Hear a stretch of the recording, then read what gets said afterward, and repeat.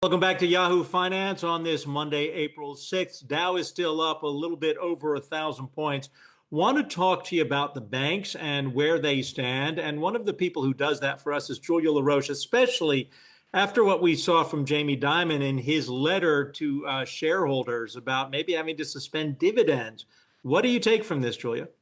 Well, Adam, Jamie Dimon's letter is the must-read Wall Street CEO letter.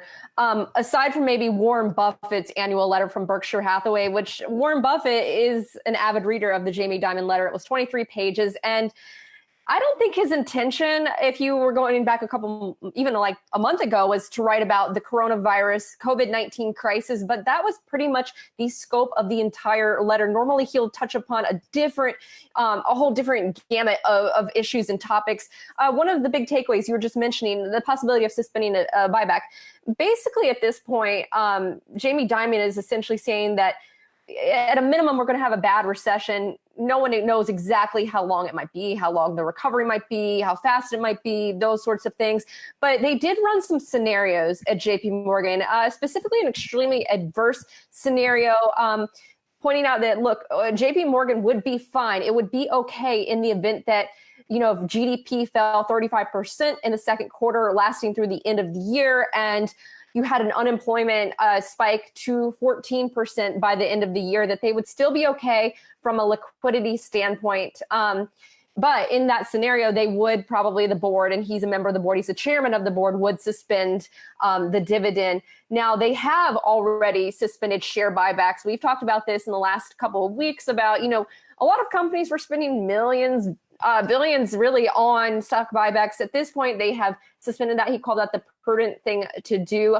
He says, look, we've always been serious about stress testing and run an enormous number of tests per week. So we are prepared for most crises, but as often as the case, this actual new crisis, while it shares attributes to what is being stress test, is dramatically different from what they might expect. They can't even pinpoint exactly the severity of what this might look like.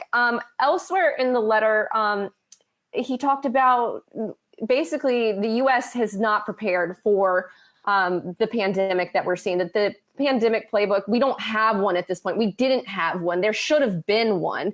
And it's not just not being prepared for a pandemic. There are a lot of issues that the U.S. needs to address, and they need to address them now. He went on to provide a laundry list of items. And keep in mind, Jamie Dimon's a really outspoken CEO. He pointed to a lot of flaws in the U.S. Besides not being prepared for the pandemic. It could be education, infrastructure, those sorts of things. And we need to fix those because you have to have the economy. It's contingent upon these things being fixed. Julia LaRoche has not only written about JPMorgan Chase. Unfortunately, we're out of time, but you can read her article about the Jefferies CEO, Rich Handler. And here's a tease for you. Quote, "The world sucks right now, my friends." His words, not Julia's or mine. Hey investors, Zach Guzman here. Are you interested in learning more about the markets and getting the latest financial news? Well, then click right here to subscribe to our Yahoo Finance YouTube channel. Get the latest up-to-the-minute market analysis, big interviews in the world of finance, and information on how to manage your money every day wherever you are.